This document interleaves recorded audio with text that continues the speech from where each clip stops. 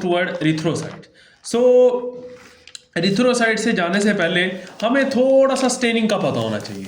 Staining क्या चीज़ होती है, कैसे की जाती है, वो ज़रा देखें जी। अब हमारे पास जो आपने देखा होगा कि हमारे पास क्या होते हैं, जब आप डिफरेंट ब्लड सेल्स को देखेंगे तो वो कोई आपको ब्लू नजर आएगा, कोई आपको रेड या पिंक का नजर आएगा, तो ये basically staining of blood, staining की वजह से नजर आते हैं। ये ऐसे आपको क्यों नजर आते हैं? Due to staining. स्टेनिंग की वजह से ये आपको कैसे नजर आते हैं? कोई पर्पलिश नजर आता है, कोई रेड नजर आता है, कोई ब्लू नजर आता है, ड्यू टू इट्स स्टेनिंग।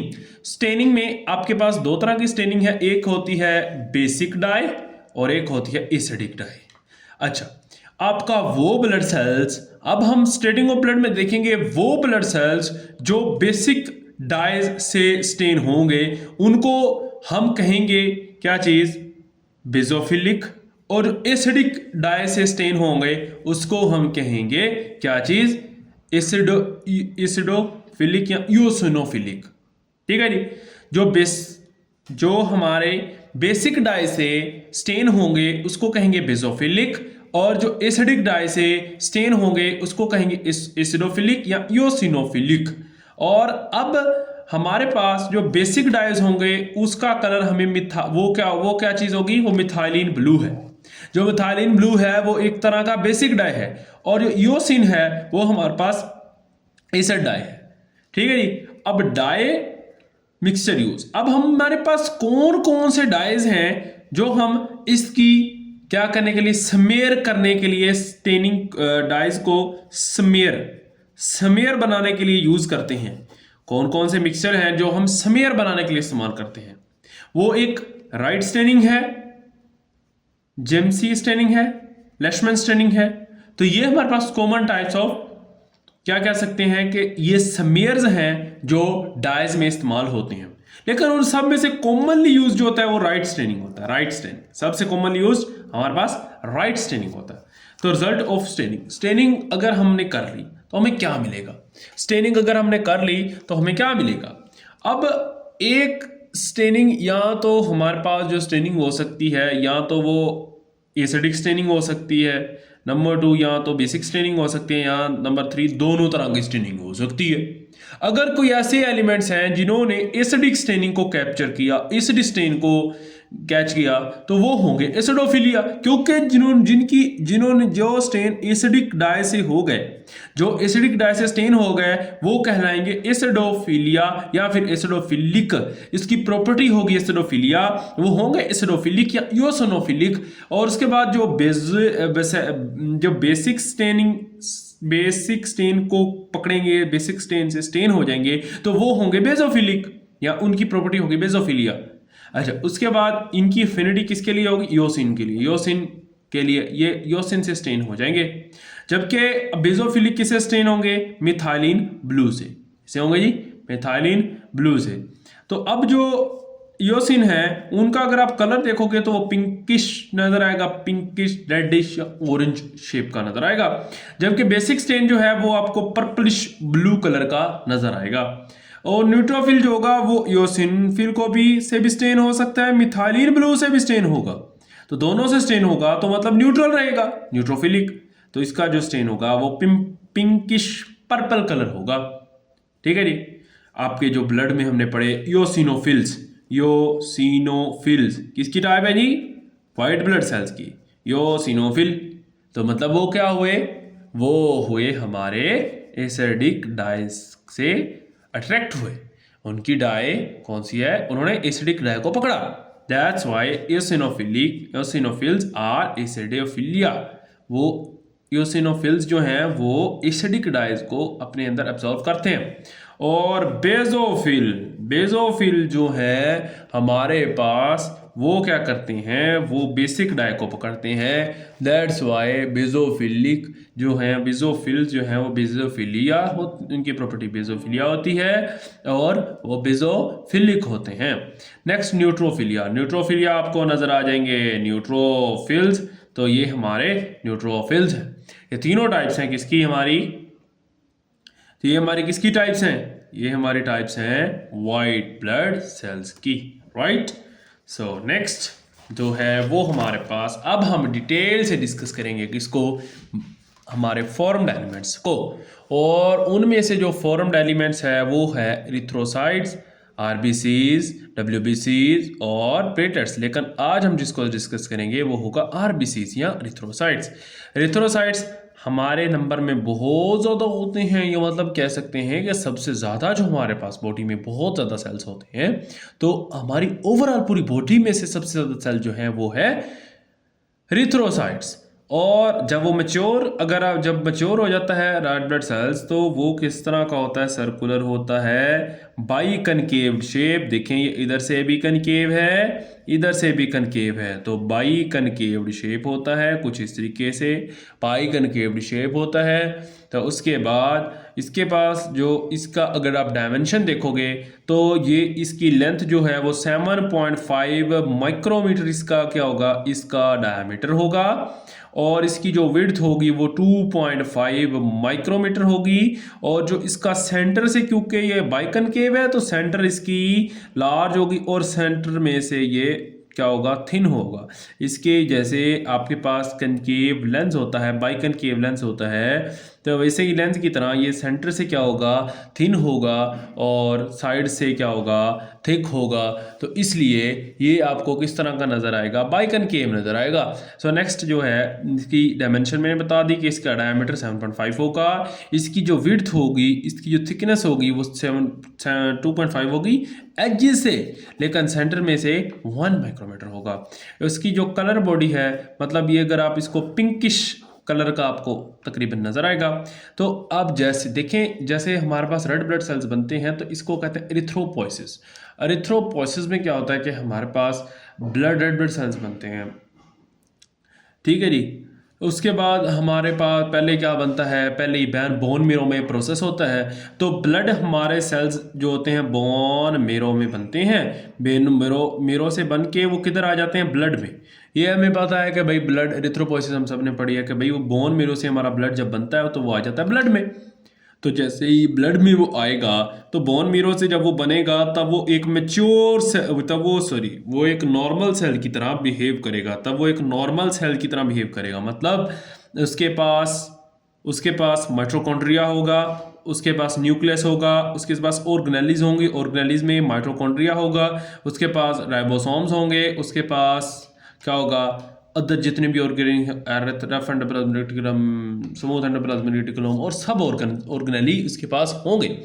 लेकिन जैसे ही वो मैच्योर हो जाएगा तो वो इन ऑर्गेनेलीज को लूज कर देगा, तो वो इन ऑर्गेनेलीज को ख़त्म कर देगा, तब ही वो चेंज होगा मैच्योर एरिथ्रोसाइट में, ठीक है जी। और वो न्यूक्लियस को भी ख़त्म कर देगा और ऑर्गेनेलीज को भी। जब उसकी ऑर्गेनेलीज भी ख़त्म होगी, न्यूक्लियस हो ख़त्म होगी, तब वो एक मैच्योर आरबीसी बन जाएगा, ठीक है जी। और इसीलिए क्योंकि उसके पास माइटोकॉन्ड्रिया नहीं है, माइटोकॉन्ड्रिया ना होने की वजह से वो एनारोबिकली क्या करता है, रिस्पायर करता है।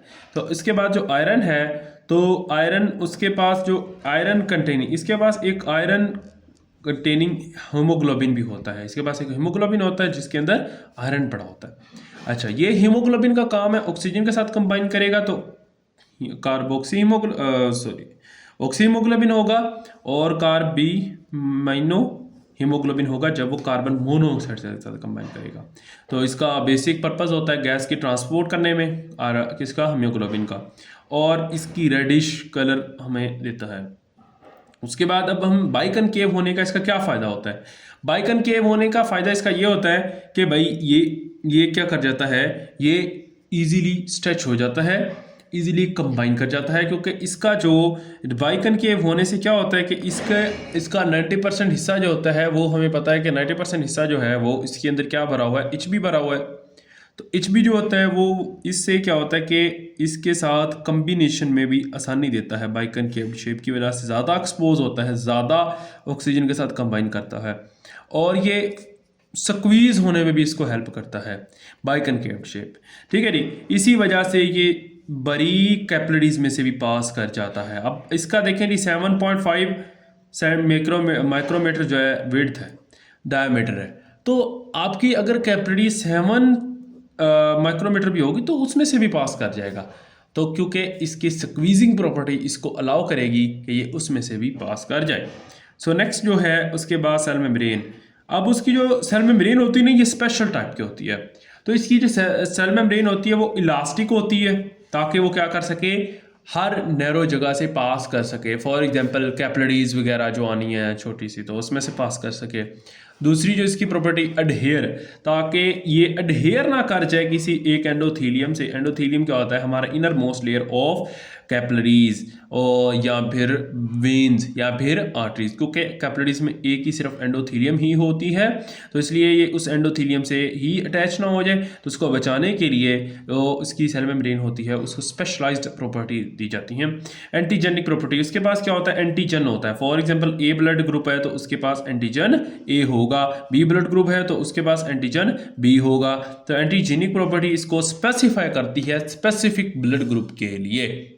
तो व्हाट्स नेक्स्ट ये क्या होता है कि भाई 120 दिन बाद ये क्या होता है कि स्प्लीन और लीवर में ब्रेक डाउन हो जाता है। 120 दिन बाद इसकी ब्रेक डाउन हो जाती है। तो ये इसकी क्योंकि ब्रेक डाउन हो रही है, तो क्या ख्याल है, अगर उसकी ब्रेक डाउन हो रही है तो उसको क्या बनना नहीं चाहिए।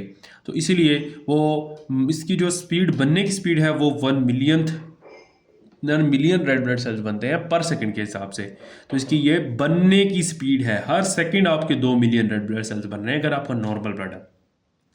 तो अगर आप एवरेज जो हर पर्सन में होता है वो तकरीबन 5 मिलियन, मेल में 5.5 मिलियन और फीमेल में 4.5 मिलियन, तो एवरेज 5 मिलियन जो होता है वो हमारे पास रेड ब्लड सेल्स होते हैं पर क्यूबिक मीटर में। पर क्यूबिक मिलीमीटर में जो होता है, पर क्यूबिक मिलीमीटर में इतना ज़्यादा होता है। उसके बाद जो अब हमारे पास होता है हेमोक्रिट होता है। हीम मतलब हीमोग्लोबिन या फिर हीम मतलब रेड ब्लड सेल्स,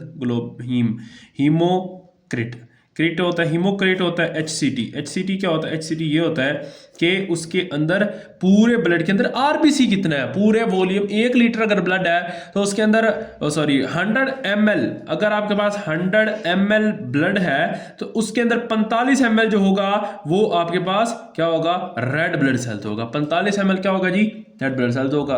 तो ये होता है हीमोक्रिट।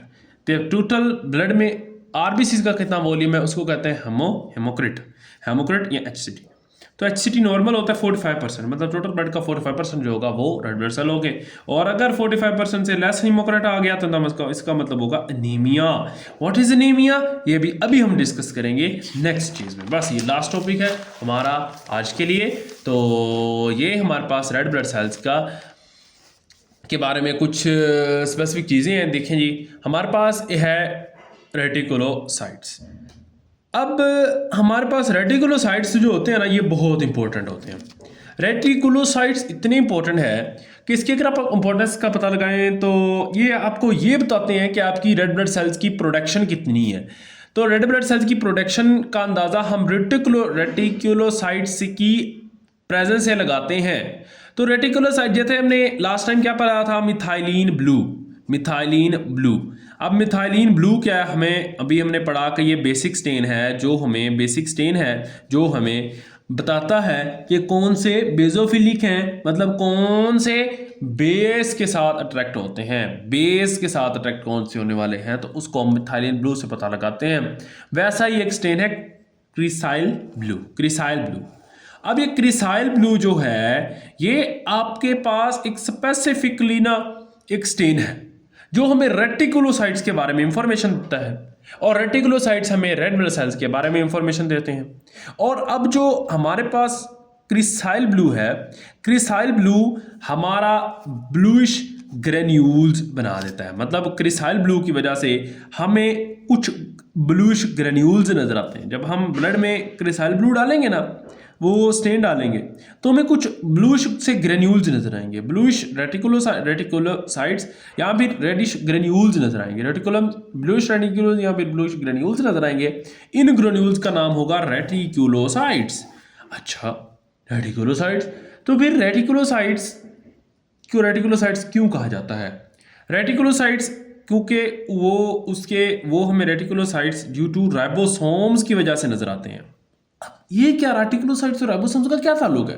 देखें जी, जब हमारा इमेच्योर इमेच्योर आरबीसी को हम रेटिकुलोसाइट्स कहते हैं। मतलब रेटिकुलोसाइट्स कह सकते हैं कि रेटिकुलोसाइट्स जो है वो हमारे पास एक इमेच्योर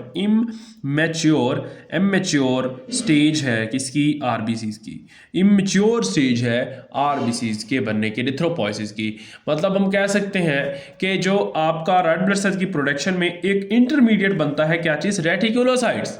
रेटिकुलोसाइट्स हमारा इंटरमीडिएट है इसके दरमियान हमारे रेड ब्लड सेल्स की प्रोडक्शन के दौरान। सो रेटिकुलोसाइट्स जो ब्लूइश ग्रेन्यूल्स होते हैं, वो बेसिकली ब्लूइश ग्रेन्यूल्स क्या होते हैं, राइबोसोम्स। ब्लूइश ग्रेन्यूल्स क्या चीज़ होती हैं, राइबोसोम्स। तो राइबोसोम्स जो होती हैं वो ही ग्रेइश ग्रेन्यूल्स होती हैं, और वो राइबोसोम्स की वजह से वो ब्लूइश ग्रेन्यूल्स हमें नजर आते हैं। तो राइबोसोम्स तो हमें पता है कि मैच्योर में तो है ही नहीं, तो इसलिए ये राइबोसोम्स जो होते हैं ब्लूइश कलर देते हैं उसको। तो ये हमें शुरू में बेसिक डाई नज़र आएगा। बेसिक डाई है तो मतलब वो ब्लू नज़र आना चाहिए। तो क्या हमें रेड ब्लड सेल ब्लू नज़र आएगा, तो इसका रेड ब्लड सेल नाम क्यों है? तो हमें इनिशियली शुरू में जो रेड ब्लड सेल होता है वो बेसोफिलिक होता है, क्योंकि उसको इसके अंदर क्या होता है, राइबोसोम्स होती हैं, और राइबोसोम्स बेसिक इन नेचर हैं। राइबोसोम्स बेसिक इन नेचर हैं, तो उस बेसिक नेचर की वजह से बेसोफिलिक होती हैं, और वो इमेच्योर रेड ब्लड सेल्स होती हैं। क्या चीज़, हमारे पास रेटिकुलोसाइट्स। आफ्टर मेच्योरेशन, जैसे उनकी मेच्योरेशन होती है तो बेसोफिल अपना ये बेसोफिलिक प्रॉपर्टी लूज कर देते हैं। कौन, रेटिकुलोसाइट्स अपनी बेसोफिलिक प्रॉपर्टी लूज कर देते हैं, और बेसोफिलिक प्रॉपर्टी लूज कर देने की वजह से वो मेच्योर हो जाते हैं। तो अगर किसी बंदे में हमें पता लगाना हो कि कितना रेटिकुलोसाइट्स है, तो वो नॉर्मली 2% रेटिकुलोसाइट्स होते हैं। मतलब हमारी बॉडी में नॉर्मल रेटिकुलोसाइट्स कितना होता है, 2%, बिकॉज सारे के सारे चेंज हो जाते हैं हमारे किसमें, रेड ब्लड सेल्स में। तो मेच्योर रेड ब्लड सेल बन गया तो पिछड़ी, इसका मतलब रेटिकुलोसाइट्स खत्म हो जाना चाहिए, तो 2% रेटिकुलोसाइट्स फिर भी रह जाते हैं। तो टोटल ब्लड रेटिकुलोसाइट्स काउंट जो है वो है 2%। अगर 2% से ज़्यादा होगा तो 2% से ज़्यादा होने का क्या मतलब है, तो हमारा रेटिकुलोसाइट्स बढ़ जाने का मतलब है आरबीसीज की प्रोडक्शन बढ़ जाएगी। तो रेटिकुलोसाइट्स के बढ़ जाने का मतलब क्या है कि आरबीसीज की प्रोडक्शन बढ़ गई। रेटिकुलोसाइट्स बढ़ जाने का मतलब है हमारा आरबीसीज बढ़ जाएंगे। तो रेटिकुलोसाइट बढ़ गया तो आरबीसीज बढ़ गए, मतलब हमारे बनने वाले, क्योंकि इंटरमीडिएट है तो बनने वाले आरबीसीज बढ़ जाएंगे।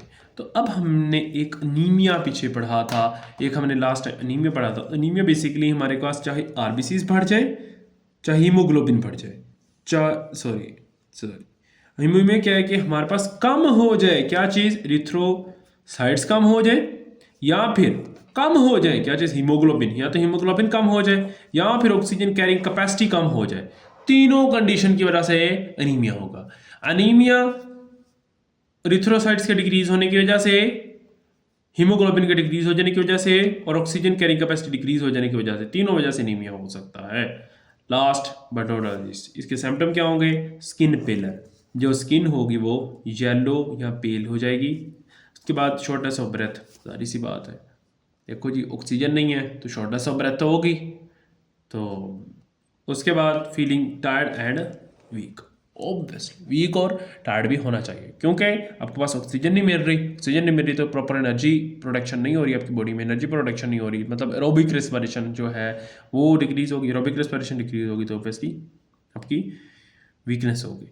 So this was all about red blood cells. अगर आप हिस्टो के बाकी चैप्टर्स भी पढ़ना चाहते हैं तो चैनल को सब्सक्राइब कीजिए। तो आगे हम इंशाल्लाह वाइट ब्लड सेल्स और